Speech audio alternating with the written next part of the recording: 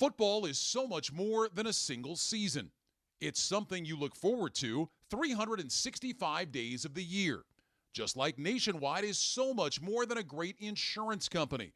They're one of America's largest financial services companies, too. For your insurance and financial needs, Nationwide is on your side. Nationwide Investment Services Corporation, member FINRA, Columbus, Ohio.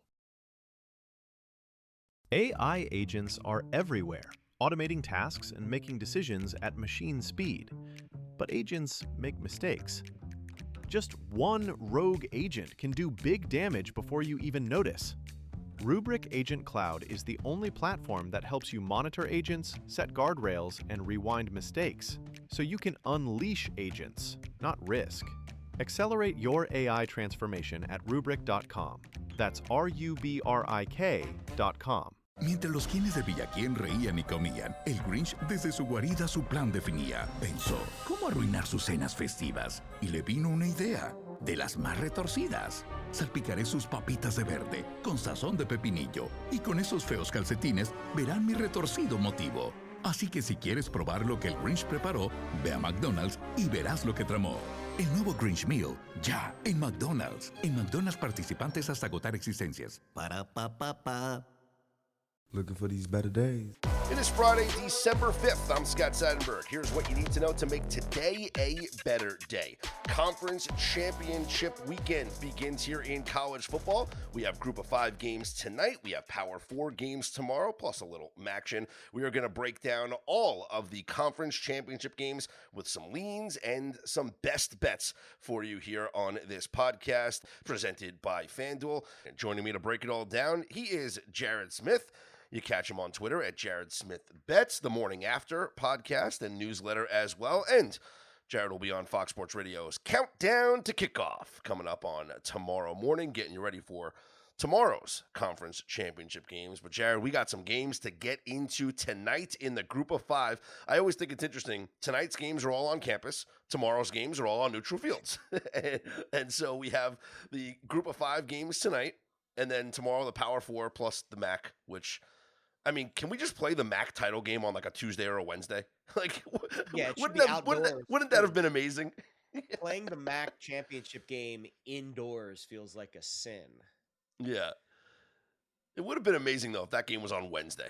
Like, just give us midweek action for the championship game. They haven't played in a couple weeks too. Because they've been all playing on Wednesday, so it's been a week since they played. Yeah, we'll get into that game coming up. But let's start with tonight's Sun Belt Championship game with number 25, James Madison, a 23.5-point favorite over Troy up on FanDuel right now. Total in this game is 46.5. We know how good this James Madison defense is, Jared. In the first half, or at least in the second half, they are one of the best in the country. They allow only 5 points per second half this season, and we've seen them shut teams out in the second half. But in the first half, I think they can be had. They've given up points in the first half of football games. And I think if there's a play to be made in this game, I want to take a stab at Troy to go over 6.5 points for their team total in the first half. I don't know if I want to bet them plus 23.5. I know some people do. I don't. But I do think that they can score a first half touchdown. James Madison's allowed a first half touchdown in 9 of their 12 games this season, even to some terrible offensive teams. I think Troy, who's only been held scoreless in 2 of their 12 first halves, they're going to find the end zone. I don't know about the rest of the game, but give me over 6.5 for the team total for Troy in the first half tonight. Yeah, I mean, I think if you like that, you also can just bet the first half over. And you can also backdoor it, right? Like maybe Troy only gets 6 or 3, but James Madison does cover, and you're able to go over that total. Like, I don't disagree with the premise there. I don't love this Troy. I just don't see them doing a whole lot. So, I mean, this is a whopper of a spread for a conference championship game. Obviously, James Madison needs the style points. They don't know if Duke is going to lose or not. So they've got to treat this game like it's kind of World War III, and they've got to probably put up as many points as possible. So I think that's the alternative. And at least if you bet that, it's like a two-way go. You can obviously hit it because Troy gets there, but the first half over, or even the full game over, right, can get there if just James Madison extends. Okay, let me ask you something. If you knew that Troy got the football first, and I'm pretty sure that's going to be the case because James Madison always defers whenever they win the kickoff, right? So if I told you that we knew for a fact that Troy gets the football first, would you rather bet Troy team total over 6.5 in the first half or bet Troy plus 6.5 points in the first quarter? The last one. In the first quarter? I mean, I think the reason that I like quarter bets, period, like the whole idea, the whole strategy behind betting a quarter is the team has no urgency as the clock hits 0. And so you can kind of cheat. Like I've bet some first quarter unders before in the NFL where it's like the team's got first and goal and they just let it run out because they don't care. So when you're betting first quarter, I always prefer to be on the plus side. You know, if it's a close spread plus a hook is huge, and unders also huge. So yeah, I would say the first quarter would be the preferred there. Okay. Yeah. Again, if you knew that they were going to get the ball first, at least you know that you're probably going to get 2-for-1 possessions in that first quarter. Let's get into the Conference USA Championship game. Also, again, all these games are tonight. All these games are on the home fields. So James Madison is the home team tonight in the Sun Belt Championship game. Conference USA Championship game, it is Kennesaw State at Jacksonville State. And Jacksonville State is a 2.5-point favorite with a total of 60.5. Jacksonville State, Jared, did win the regular season matchup 35-26, but in that game, Kennesaw State had almost 600 yards of offense in that loss. They just had a couple turnovers and things didn't go their way. Do you think that they get revenge here in the rematch? Well, I mean, I can't tell you that I've watched Jacksonville State or Kennesaw State once all year. What are you doing, bro? Like, CUSA action. Come on. I wish I had some more context on what might actually transpire on the field.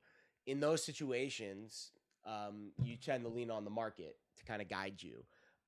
Jacksonville State was a 3.5-point home favorite. Now they're a 2.5-point home dog. What the heck's changed in 2 weeks? I think that is why you have to, at least look to the points first. But you got to give Kennesaw State a lot of credit, right? First-year head coach. Big jump. I think this is their third year at the FBS level. I think this is their first year that they're eligible to win the league, because they had to go through the transition. So there's, obviously the market really likes them, but based off of the numbers that I see, I mean, it feels like Kennesaw State probably wins the game, but I don't like it when it's a 5-point flip in the market in 2 weeks. That's a big move. Good point. Let's get to the American Championship game where a playoff spot is on the line. Number 24, North Texas at number 20, Tulane. North Texas, a 2.5-point favorite up on FanDuel with a total of 66.5. And normally, Jared, I don't like betting against Tulane at home. I mean, they are they undefeated at home this year, but they are a very good home team. North Texas's offense, though, has been a lot of fun to watch. They're number 1 in adjusted EPA per play this season. We know what Mestamaker can do. We know that, obviously it's the last run here for both of these coaches who are moving on to greener pastures, but they're still going to coach here for the rest of their seasons. What do you think goes down here in the American title game, and who goes to the college football playoff? So this is the first game in the postseason that I'm really hyper-fixated in the prop market. The bowl prop market has been highly lucrative over the last few years. I do a tweet thread every year. I've done it, I think, 4 years in a row. It's made pretty solid ROI, and it's mostly props. Because when we get to this late stage, you could really tell who the big key guys are. And then in the bowl games, you get like the seniors in their last game, and you get like those other narratives that are not in this scenario, but that's for a future time. In this particular case, I think the market hasn't fully caught up to the best receiver on North Texas, which is Wyatt Young, who had a really slow start to the year, but has come on. Like, he's gone nuclear over the last few games, if you go look at his stat line. And this shocked me when I wasn't planning on researching the Friday game. I do a Saturday show for Fox. I was just looking at Saturday's games, and then I get a text from this guy. He says, "Hey, you want to do a podcast tonight?" I was like, "All right, fine. I'll take a look at the Friday games and see if anything jumps out because I'm a sicko." And Wyatt Young leads the country in receiving grade on Pro Football Focus this year. Like, think about the receivers in college football: Lemon and Lane and Smith and all these guys. It's Wyatt Young. And I know the competition obviously has been different, but this guy is forcing missed tackles at a top 5 rate. He's got an incredible yak number. His yards per route run is through the roof. He's one of those guys that's like really crafty over the middle. He lines up in the slot. They'll line him up in the screen game, in the backfield. Like, he does everything for this North Texas team. And it's not a coincidence that over the last 3 games that he's really come on, they've scored 50-plus points. So his receiving yards prop is like basically a flat 100. I think I saw 103. So this feels like ladder opportunity. The total is 67.5 in this game. So I laddered this sucker up to like 250. I got 25 to 1 at 250. I did like a 150 at 200. Like, you can go. He just had a 250 game against Rice like 2 weeks ago. So these are the opportunities in the college football prop markets in the American Conference that nobody's freaking paying attention to, where a guy who hasn't really played much to start the year comes on strong late, quarterback loves him. Obviously, it's going to be a high-scoring game. That's where I think you could find betting advantages in these smaller conference, smaller bowl game type scenarios. All right, looking up on FanDuel right now, Wyatt Young, 200-plus receiving yards, plus 880. So you don't even have to go for the 250. Right, I did a half unit at 150, a half unit at 200, and I did like a full unit each, 103, and then 6.5 receptions over. So I just kind of painted it across. That sounds like a fun one here. That's exactly what we want in a game with a total of 67.5. All right, let's get to the Mountain West Championship game. It is UNLV at Boise State, and a lot of movement here on this spread, Jared. Boise State now a 5.5-point favorite up on FanDuel, total 58.5, and it has to do with the quarterback returning in Maddox Madsen, which is very confusing to me because how healthy is he? Is he going to be effective in this game? This was supposed to be a season-ending injury for Maddox Madsen, and then all of a sudden he's back here for the Mountain West Championship game. This was a 13-point spread when these two teams played in the regular season. Now it's a 5.5-point spread. I think also UNLV's defense is being overlooked here. Everyone is going to talk about how bad they've been all season, and the numbers on the season are terrible, I'll admit. But in the last 4 games, UNLV is allowing 15 points per game. Their defense has really shined. Do you realize that in the Mountain West Conference, UNLV has the best third down defense in the entire conference? They're the number 1 third down defense in the Mountain West. I think as much as people knock them for having bad defensive numbers earlier in the season, they're playing a lot better right now. 5.5 feels like a lot in this game. Yeah, I mean, I think that your gut instinct is to bet the over. I mean, I think it just kind of blankets the Boise narrative, but you make a good point about the quarterback. I don't know what the weather's going to be like in Boise. I would assume it's not warm, on a Friday night in December. But I'm also not worried about that. We saw UNLV play in the snow in Laramie and come away with the win. We saw them play up in Reno in the cold weather. Those were higher scoring games, though, were they? Were those higher score? I don't remember off the top of my head if those were higher scoring games or not. They scored 31, I think, when they went to Laramie, when they went to in the snow there. I know it went over in Reno last week. It could be pretty chilly in Reno, right? Yeah, it was cold there. Yeah, like I think the better case for the under, or the anti-Boise case, is Madsen, coming back too soon. And we've seen that a lot in the NFL. When we have a quarterback number that we gauge, like, all right, we're going to upgrade this team this many points. When this quarterback comes back, the first game back, you might not bake in that number fully. You might go at like 75%. So if that's the case, and this thing has pushed higher because of Madsen, then yeah, you could absolutely make the argument that it's pushed too much. Yep. All right, let's move to Saturday, Jared. We will talk Maction first and then get to the Power 4 games. So, Ford Field in Detroit is the site. Western Michigan hosting Miami of Ohio. Western Michigan, a 1.5-point favorite, total of 42.5. I did not come with an official play on this game. We know Miami of Ohio won the regular season meeting 26-17, but they scored 17 points in the fourth quarter to come back and win.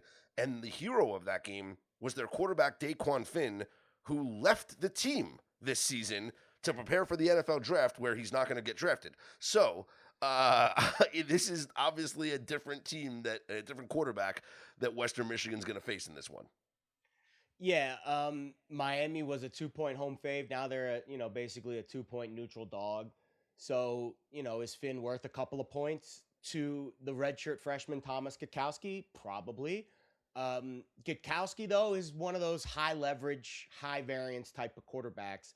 In the 2 games he started, his ADOT is over 15 yards, which is like really high. Like that's like, more like NFL elite type level. That's like, Mahomes airing it out type stuff.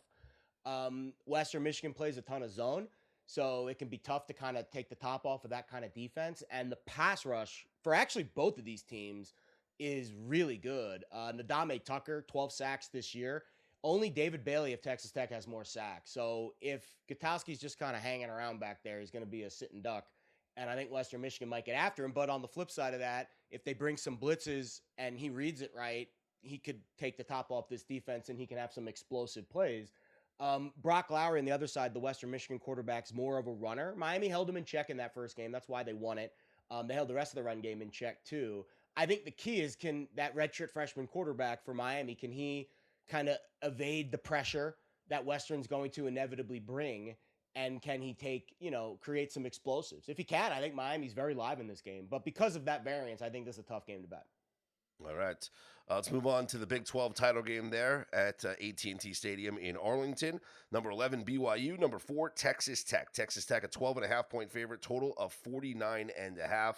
We obviously saw the regular season meeting where Texas Tech handled BYU. In that game, Jared, I bet BYU's team total to go under 20.5. Rocking chair winner, right?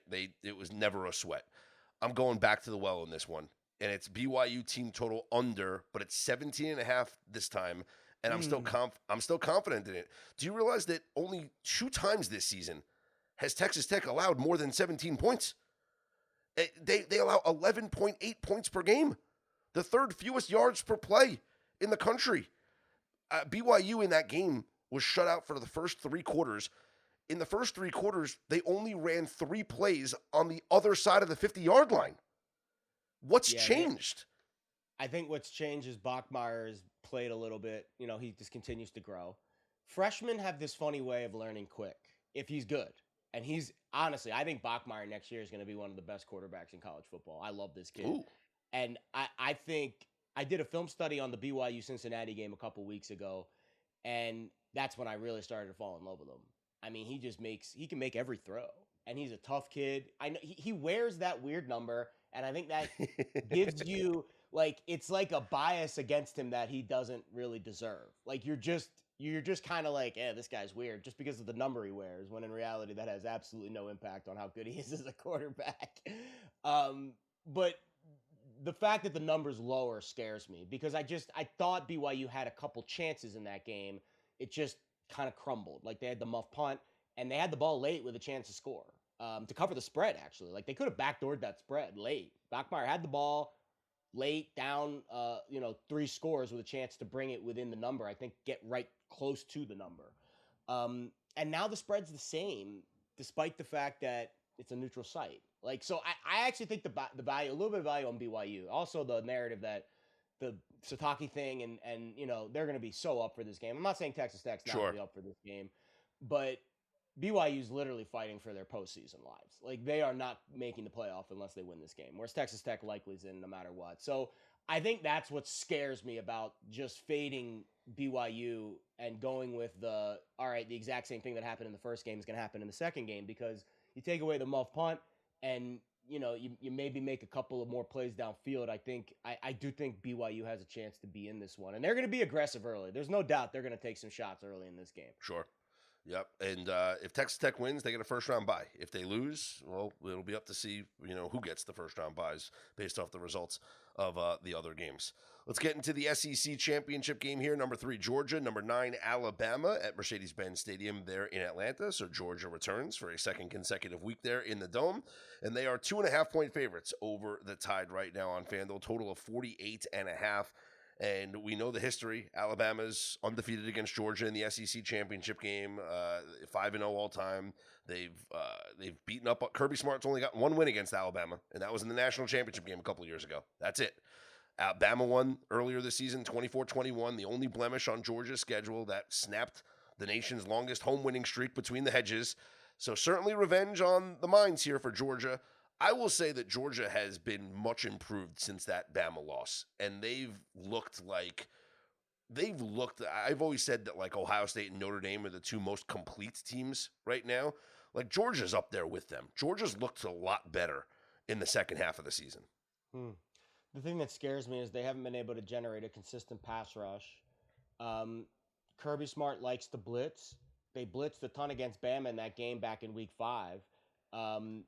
But Georgia only got pressure on 9 of 41 dropbacks in that game. Now, to be fair, Ty Simpson's really trended down over the last month.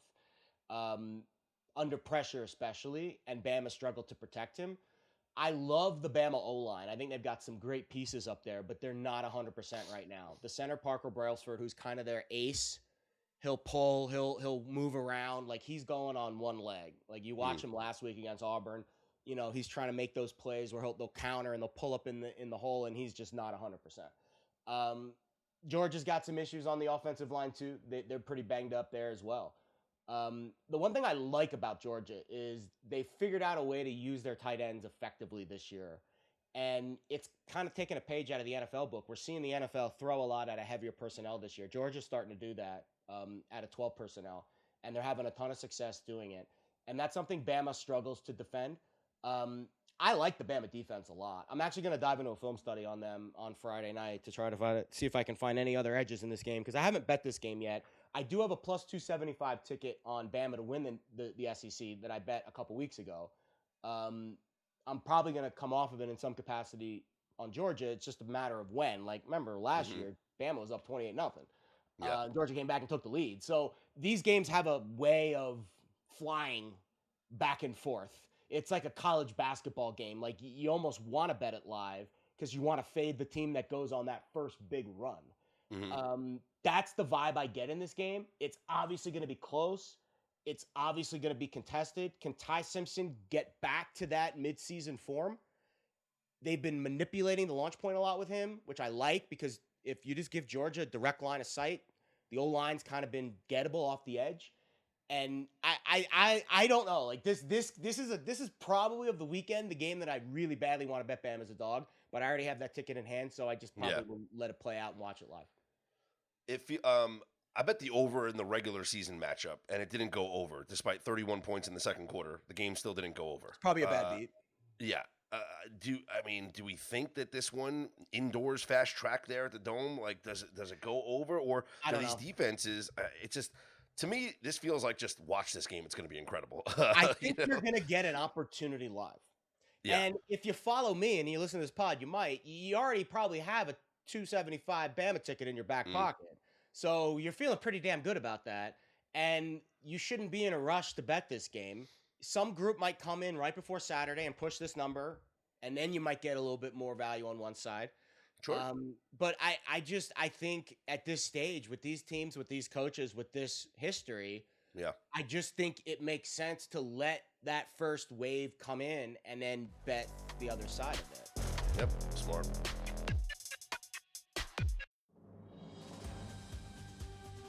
This episode brought to you by Progressive Insurance. Do you ever find yourself playing the budgeting game? Shifting a little money here, a little there, and hoping it all works out? Well, with the Name Your Price tool from Progressive, you can get a better budgeter and potentially lower your insurance bill too. You tell Progressive what you want to pay for car insurance, and they'll help find you options within your budget. Try it today at Progressive.com. Progressive Casualty Insurance Company and Affiliates. Price and coverage match limited by state law. Not available in all states. Mientras los quienes de Villaquién reían y comían, el Grinch desde su guarida su plan definía. Pensó, ¿cómo arruinar sus cenas festivas? Y le vino una idea, de las más retorcidas. Salpicaré sus papitas de verde, con sazón de pepinillo, y con esos feos calcetines verán mi retorcido motivo. Así que si quieres probar lo que el Grinch preparó, ve a McDonald's y verás lo que tramó. El nuevo Grinch Meal, ya, en McDonald's. En McDonald's participantes hasta agotar existencias. Para pa pa pa. Let's get into the Big Ten championship game. Number 1 versus number 2, Ohio State and Indiana from Lucas Oil there in Indianapolis. Ohio State is a 4.5-point favorite, total of 47.5. Both these teams are getting first-round byes. It doesn't matter who wins or loses. The winner is going to be number 1 in the nation. If Ohio State loses, they fall to number 2. If Indiana loses and Georgia wins, maybe Indiana's number 3. Big deal, right? They're both getting byes. The bet that I made in this game was Indiana's team total under 21.5. Ohio State's got the best defense in the country, and I certainly owe Matt Patricia an apology because of my comments before the season started. But he has done an incredible job with this defense. 7.8 points per game allowed. Do you realize how insane that is, Jared? That's the lowest in a single season since 1986. That's how incredible this Ohio State defense has been. And when you look at the Ohio State game results, only 2 teams have scored more than 10 points against them. Illinois got 16, Penn State got 14. That's it. Like, Indiana's all of a sudden going to score 22 against them? And I get it. Indiana's the best offense that Ohio State's ever seen this season. But you know what? By all measures, and I know this might sound funny, but go look up all the analytical numbers. Rutgers is actually a top 10 offense, right? In terms of yards per play, EPA per play, success rate, all that stuff. They managed 1 touchdown against Ohio State. Texas and Arch Manning in week number 1 looked like they didn't belong on the same field. Damon Williams and that Washington offense, dual threat capabilities, they could barely score on their home field.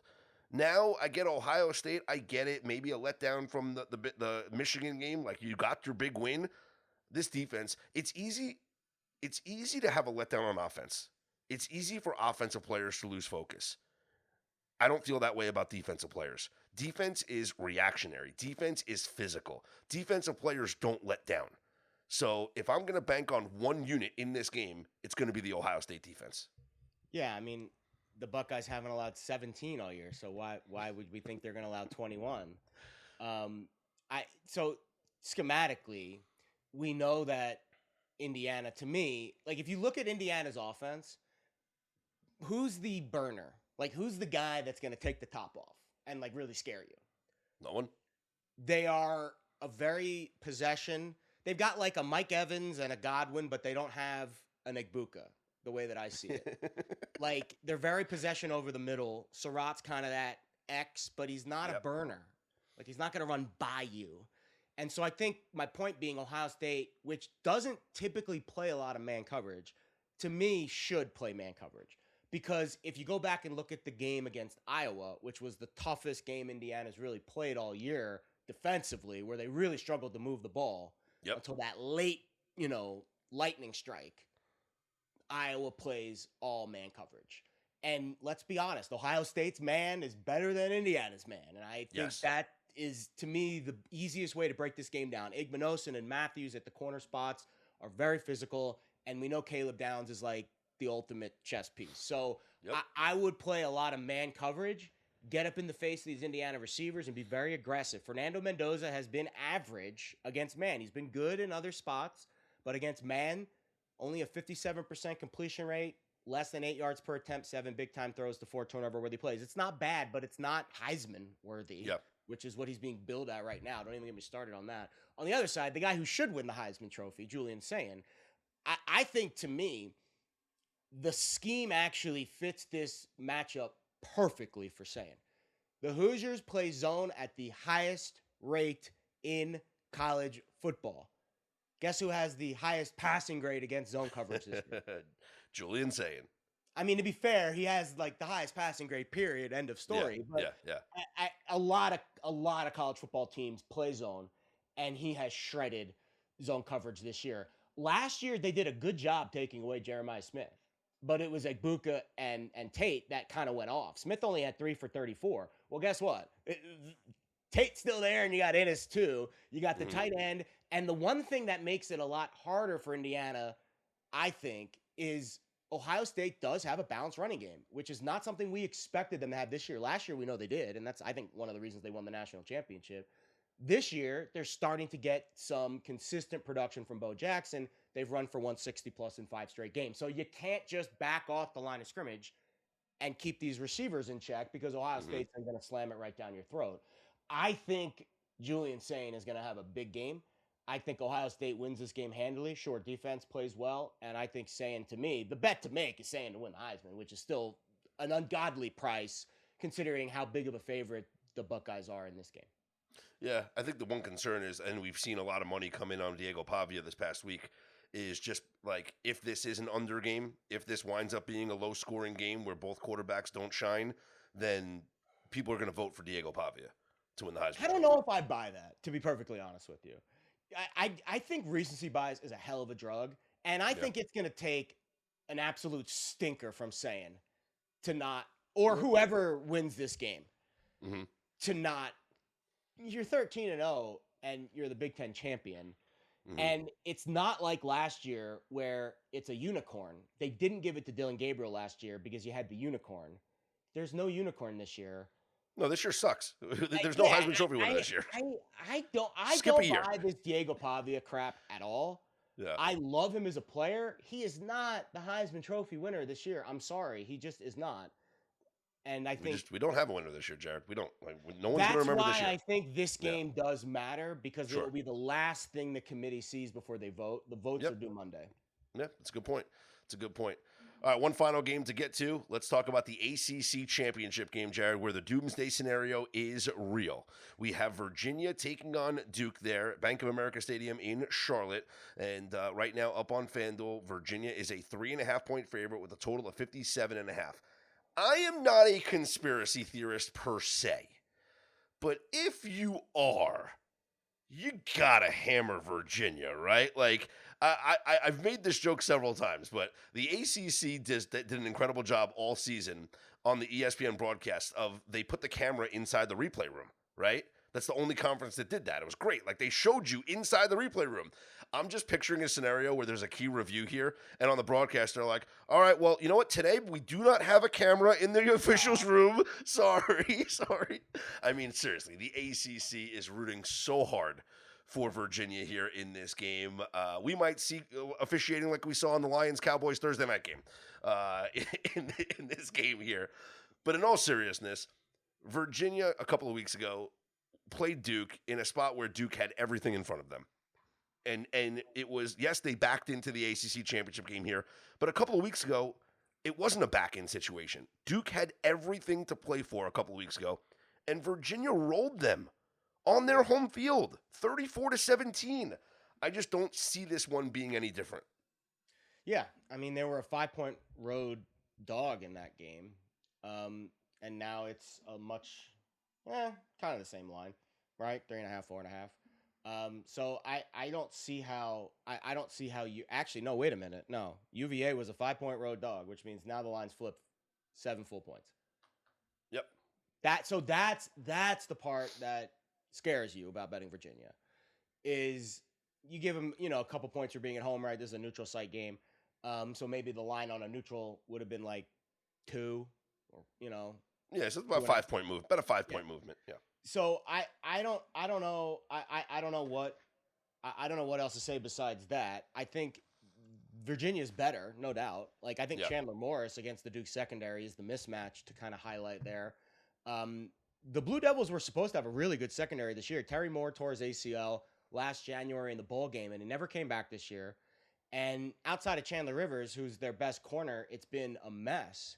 And what that's done is it's prevented Manny Diaz from coming up with any, exotic blitz packages because your secondary is such a disaster that you've got to keep bodies in the back. So that's where I think Jamari Taylor, the running back for Virginia, could be a big factor in this game. Like, if you do have to kind of, play a lot of dime and light boxes, I think that's where it could be a run game. So my point being, I think that mismatch in the secondary puts Duke in a really tight spot.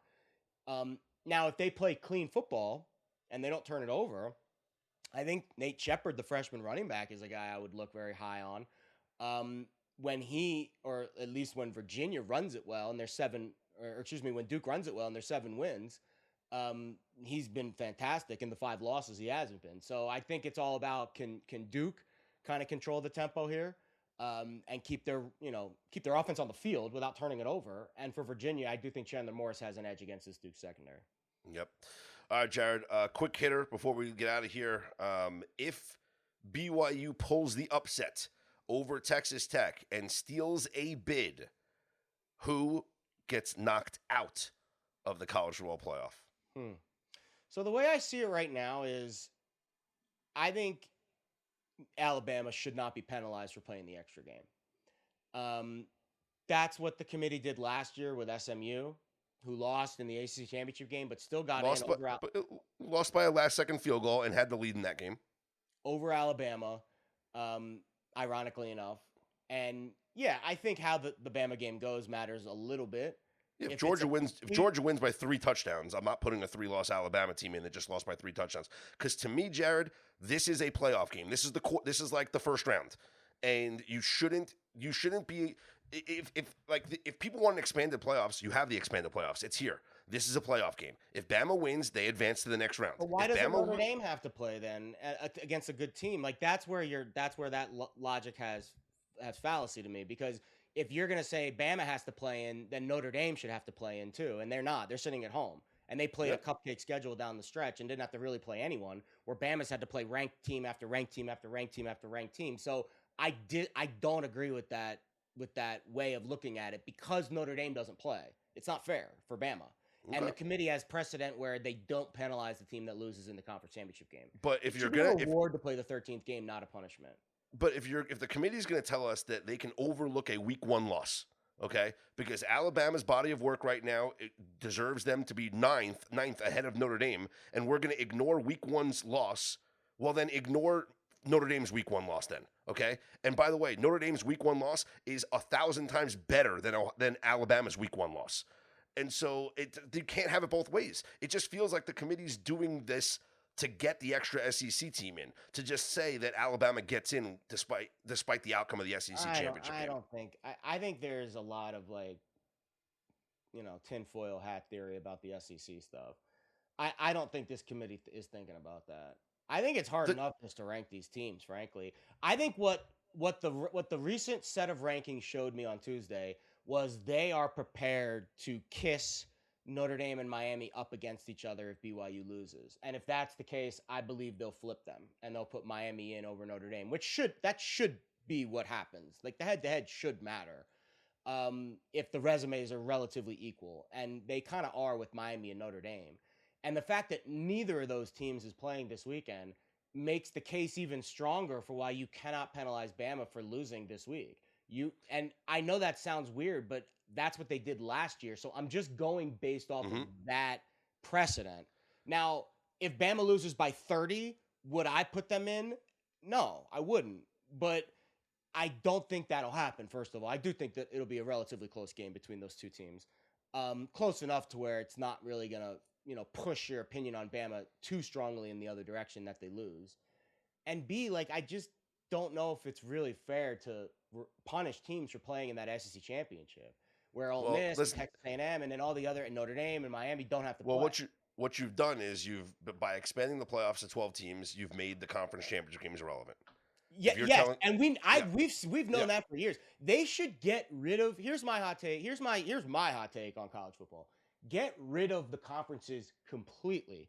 Give me the 25 to 30 playoff division teams, and then give me the rest of college football, and we set up a pro-rel system. What's that? Promotion relegation, just like in the EPL, where the bowl games, the lesser bowl games, serve as promotion tools to get into the playoff subdivision. And also, if you lose, you could fall out of the playoff subdivision and down into the second tier. Conferences are irrelevant at this stage. We have evolved past them, but there's still this anchor of, I guess nostalgia at this point. So I'm sure they'll stay, but they serve no purpose at this stage. I gave out the solution 5+ years ago, maybe more than this, right?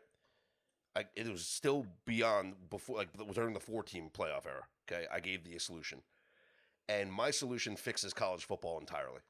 And I don't know why no one listens to me, because I'm the smartest guy in the room right now, Jared. You pick the playoff teams after the bowl games.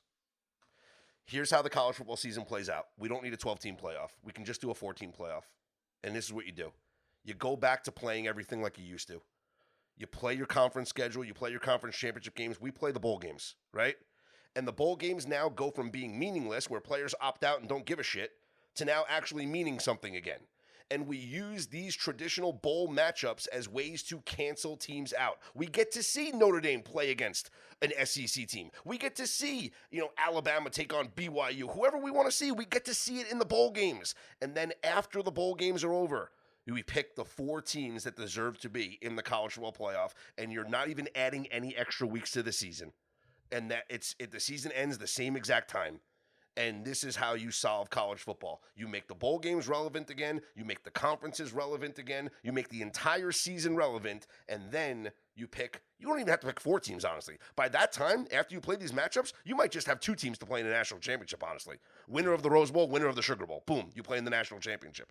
But pick a 4-team playoff after the bowl games. We fix college football completely. Maybe. I mean, that sounds a lot like what I was thinking, because the whole point is to make the bowl games matter again. And if all of a sudden, if you lose this bowl game, you drop out of the playoff division and you go down to the lesser league where you're making significantly less money, you're going to see everyone be involved in that.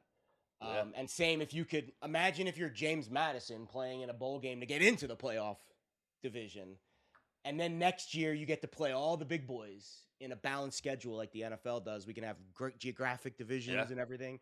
I just think the current model is broken in so many ways. The calendar is broken, the way we're picking the teams, and you have a solution. Obviously, everyone has like a solution, but the problem is it's going to change like a big giant, And you know what's going to cargo happen? ship. It takes a long time to move this thing. But I agree with you. The bowl games have become a joke. And the conference championship games are relatively irrelevant. A couple of them have relevance, but you don't need to play Georgia-Bama a second time. Both of those teams are playoff-worthy teams. I think it's obvious. You don't need Indiana-Ohio State to determine who's number 1. Ohio State's 1, Indiana's 2. Let's roll the ball out and play. Give Indiana a first-round game against the 15 seed. I think that's where we're at. ACC, that's a totally different story in a very odd year for that conference. Big 12. BYU should be in. They went 11-1 this year. They had a great freaking year. Freshman quarterback getting better every week. Texas Tech deserves to be in. To me, that's where I'm at with these teams, but it's just, the conferences have weight still, unfortunately. Yeah, it's amazing. And you know something? If the ACC gets left out, we saw last year, no one liked the fact that these teams, the conference champions, got buys. So they decided to change the rules and say the top 4 seeds get buys. Right? We didn't like the conference champions getting buys, so now we get top 4 seeds get buys. If the ACC gets left out of the playoff this year because Duke wins the ACC, they're going to change the rules next year, and they're going to say all Power 4 conference champions are guaranteed a bid. I hope it does. They're going to change it. They're going to change it every year. They're going to change the rules every year. I hope we get chaos. I hope Troy wins. Wins. And Duke wins. Yes. And BYU wins. JMU, Duke, and BYU, or Troy wins, beats JMU. I hope Duke wins, beats UVA. UVA's out, and I hope BYU beats Texas Tech. And your move, committee chairman. He is Jared Smith. Check him out coming up tomorrow on Fox Sports Radio's Countdown to Kickoff, 9 a.m. Eastern Time, nationally, wherever you get your Fox Sports Radio affiliates, iHeart as well, any place that you can listen to it there. Catch Jared when he fills in on VSiN as well. Does a great job there on the Live Bet Saturday show with the college football stuff, and I'm sure he'll have some holiday shifts coming up as well. Follow him on Twitter at Jared Smith Bets, the Morning After podcast, Morning After newsletter as well. Not just a pill, it is a podcast. And my favorite promo for my.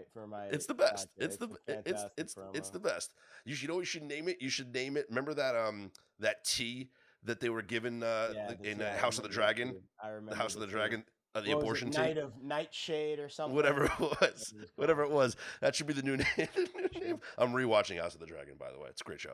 Well, the new one, the Targaryen one's coming out soon. That's the Night of the Seven Kingdoms. Oh, Night of the Seven Kingdoms comes out. Yeah. Yep. Really Sir Duncan the Tall. Don't get me started. I'm a nerd.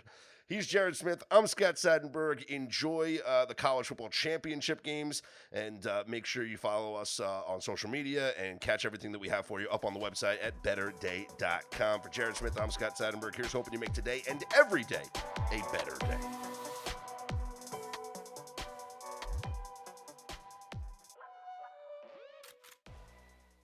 Mientras los quienes de Villaquién reían y comían, el Grinch desde su guarida su plan definía. Pensó, ¿cómo arruinar sus cenas festivas? Y le vino una idea, de las más retorcidas. Salpicaré sus papitas de verde, con sazón de pepinillo, y con esos feos calcetines verán mi retorcido motivo. Así que si quieres probar lo que el Grinch preparó, ve a McDonald's y verás lo que tramó. El nuevo Grinch Meal, ya, en McDonald's. En McDonald's participantes hasta agotar existencias. Para pa pa pa. If you like the show, please take a moment to rate, review, and subscribe. It really does help the show to grow. Thank you for listening.